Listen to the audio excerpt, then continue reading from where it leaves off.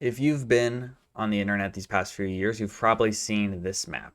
This is a map of David Paulides' project, The Missing 411, where he documents and records mysterious cases of disappearance in North America's wildernesses. He's been doing this for years. He has many books, there are movies, and there are countless YouTube videos talking about and retelling these disappearances. And it has gained this cult like following. Now, that cult like following has waned some in these years, mostly due to the fact that in recent times it's been brought into question the quality of Mr. Paulides' character and the accusations that he is, in fact, a fraudster. Now, I'm not one to comment on the quality of Mr. Paulides' character or anything like that. I don't know him personally. I do, however, know how to look at data critically and be able to answer questions from data. And while there are tons of channels retelling the stories from the missing 411 cases and providing their own personal theories, I've yet to see a super comprehensive or in-depth look at the data associated with these of missing persons and these reports and seeing if there is any validity to it. Because of my background in biology and as a bioinformatician, I wanted to treat the missing 411 phenomenon as a data problem and see that when pulling in real world data, is the missing 411 phenomenon real or is it just a product of selection bias? And that's what I hope to answer in today's video. There are so many missing 411 cases now. I mean, there's tons of novels, there's so many YouTube videos. And if you haven't heard of the missing 411 or heard of these cases that it's describing, you should just type in missing 411 into your YouTube search bar and you'll find plenty of videos to keep you entertained for a weekend. Now, there is something about the missing 401 that's always kind of bothered me is that there's no official criteria for what makes a missing 401 case.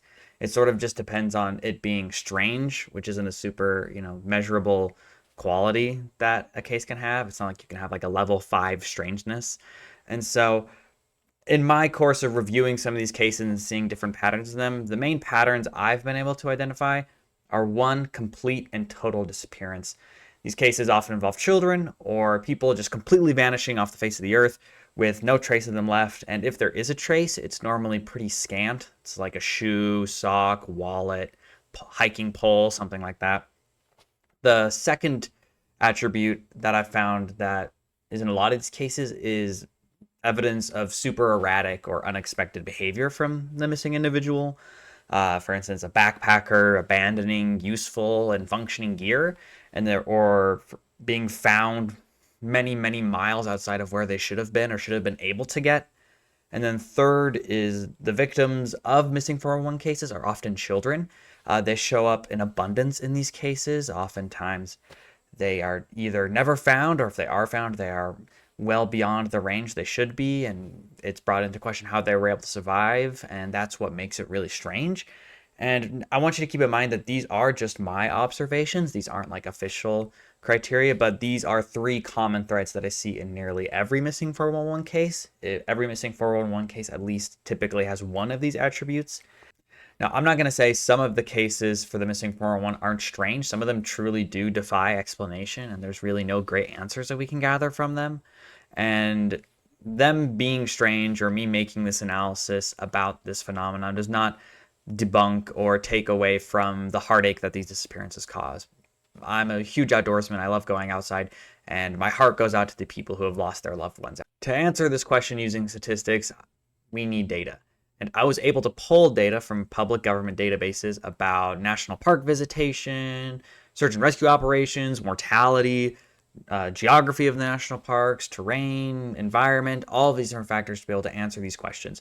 If you're curious about the specifics of the data, where it came from, and how this analysis works, you can check out the GitHub repo that is linked in the description. Now, I want to be clear about the limitations of the data that we have because it is very messy, publicly available data. It's not of the highest caliber. It was definitely difficult to sort of wrangle and clean up. And so we're only working with a couple of really good years to represent, this whole phenomenon. So take everything with a slight grain of salt, and obviously you can see the data for yourself. We'll talk about more about it, but just keep that in mind that this isn't a conclusive analysis by any means. It is a preliminary.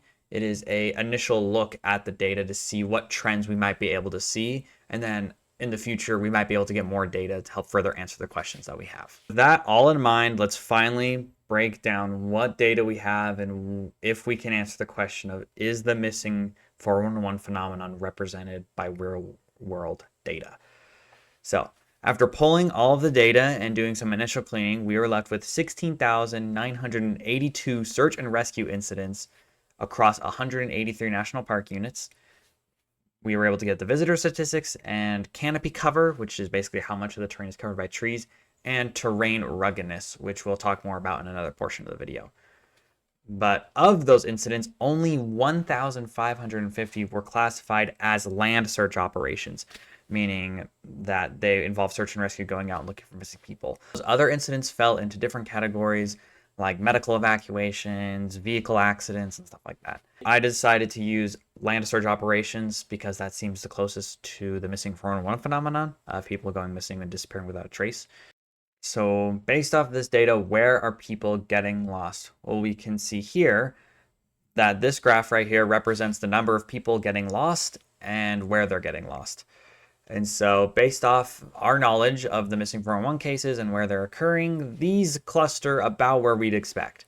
A lot of the top national parks for land search operations overlap with areas frequently associated with the missing 411, especially around the Appalachian Range and in the Sierras, stuff like that. So it looks like based off this that there is real representation of the phenomenon in the data.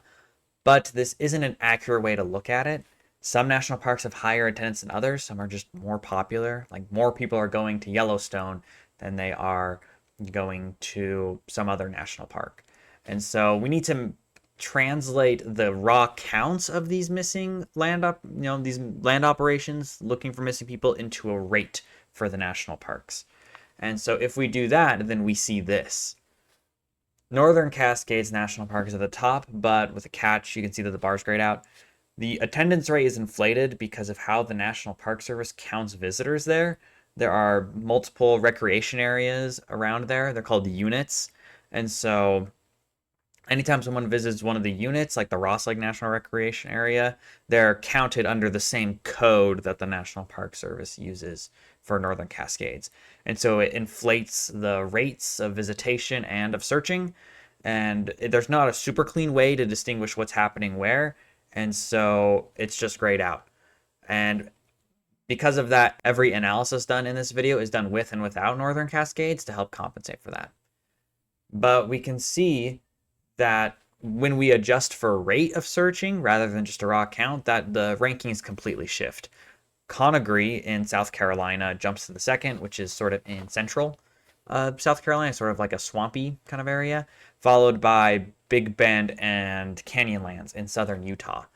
Now, these are definitely empty pockets in the missing 411 phenomenon. There's not a ton of cases that are mentioned in any of these locations. Typically, missing 411s happen in Appalachia, the Sierras, Rocky Mountains, super mountainous regions. And so we can see that the clusters that we see for the missing 411 are likely more an artifact of just population and popularity. More people are going to those areas, and then by proxy, more people just go missing. The next thing I wanted to talk about was the terrain and the canopy cover. So canopy cover, again, just represents how much forest is in these national parks, like in terms of percentage. So like, are they heavily wooded? Are they bare? And then we also wanted to look at terrain ruggedness. Now, we were able to calculate a measurement of that using something called a TRI, a terrain ruggedness index. And what it does in essence is it just boils all of the elevation changes and elevation differences in an area down to a single number, just so it's easier to compare. And I was super curious to see how terrain and canopy cover would influence people getting lost, because in my experience, I think it would be a lot harder to get lost in really flat areas, like flat open areas, because you can see where your car is, you can see the trail, you can see where other people is. And rather than in the mountains where it might be difficult to find the trail and stay on it, and you might get lost that way. And so we were able to calculate all this stuff, put it together in the data, graph it, which left us with this graph, and it shows nothing. There is no trend in the data besides the trend that I'm apparently bad at statistics. And so I sort of felt like I hit a wall, that there was really no trend. Everything is just squished into the bottom, and that there doesn't really seem to be anything with getting lost in the terrain that you're in. It seems to not be a factor. So I was pretty disappointed. I was thinking about maybe this wasn't worth it, but then I thought, well, if terrain and canopy cover don't work independently, maybe they work dependently. Maybe there's a relationship between the two. And after some tinkering, I found that a negative binomial model best represented the data. In essence, it just predicts the raw number of searches in each park while accounting for how many people visit. Sort of like what we did when turning into a rate, but it uses a lot better, more robust math. It's not just an arbitrary number that we picked. And it's able to sort of interpret that data more efficiently. So when we were able to apply that model, we got this. So what we can see is that it's divided by gentle terrain, moderate terrain, and rugged terrain, and the mean canopy cover of each of these categories of terrain. And we can see that in gentle terrain, we can see that that trend line is going up. So what that's saying is that as there is more canopy cover or more trees, then there is a higher predicted rate of land searches. For moderate terrain, it's pretty much neutral. There isn't a super strong trend between canopy cover and predicted searches. And then in rugged terrain, we see the inverse, where as more canopy cover is introduced, the less predicted searches there are. And this was a super interesting relationship that we saw. I mean, it kind of didn't make sense to me at first because I figured you'd just get lost in the mountains regardless. But when we kind of stop and think about how humans interact with nature, it makes a little more sense. When you are on a trail in the mountains, it's really hard to sort of get off in a way. It's either super steep, there's rock fields, everything like that. And when you do get off trail, you're naturally funneled into gullies, into and downhill, and you're more easily able to be found by search and rescuers. Whereas when you're in a flat forested area, it doesn't feel like a big threat to walk off the trail a little bit and to explore, but then all of a sudden you get turned around super easily. Every direction looks the same. You don't know where you went, and you just start wandering and you have no good sense of direction. I'm from the Mountain West, and when I visited the Midwest for the first time, I was completely lost because there were no big mountains I could point to to ground myself in a sense of direction. And so it definitely makes sense now that in this gentle flat terrain, that the more forest you have, that's where you're really going to struggle, and that's where you're going to get lost. And we see this trend in the missing 411 data. We see that in Appalachia, where it's relatively flat and super heavily forested, that's where these people go missing and disappear without a trace. But it's not a phenomenon. It's explained by, in our case, these statistical means that humans naturally just get more lost when they don't have a good sense of direction. So now that we've sort of talked about the environment and everything like that and the terrain, I want to talk about the children specifically and see if the records show that there is a abundance of children going missing and not being found. So the Park Service missing records that I was able to pull contained 1,430 incidents across all of these things, across every age, every demographic, all of this. And of them, only 7 were classified as not being found or like still open, that no one was ever found. And that's less than 0.5% of all those things. And about the kids is that it doesn't really measure age in these records. It just is just missing persons. But of the records that indicate missing children, none of them were found to be still open. Every child was found. And so it shows that in our small sliver of data, there isn't really this representation of missing children that we see from the missing 411 phenomena and David Paulides' writings. Is the missing 411 phenomena represented in real world data? No. Is it a byproduct of selection bias? Probably. Now, I know that might be a weak answer, but just because we have such a narrow sliver of usable data and the data is super messy, that's the best answer that we can come up with right now. But unlike other theories, including Sasquatch, supernatural means, interdimensional portals, this theory is testable and will continue to grow with more data. We've seen that there is a relationship between the ruggedness of the terrain and the tree cover, that people are more likely to get lost when it's flat and forested. which explains some of the clustering that we might see in the missing 401 phenomenon. But it's also likely just a product of popularity. Those clusters, everything around them, probably just represents where more people are going. Now, as an outdoorsman and as a friend, I feel compelled to tell you that what we can learn from this is that you should never go out alone. You should always tell people where you're going. You should always tell people when you plan on getting back. That's what I think we can learn from this whole phenomenon. The missing 401 is that the wilderness is still a dangerous place, despite all of our creature comforts that we're so used to living in society, that it's still dangerous and we need to be prepared for that.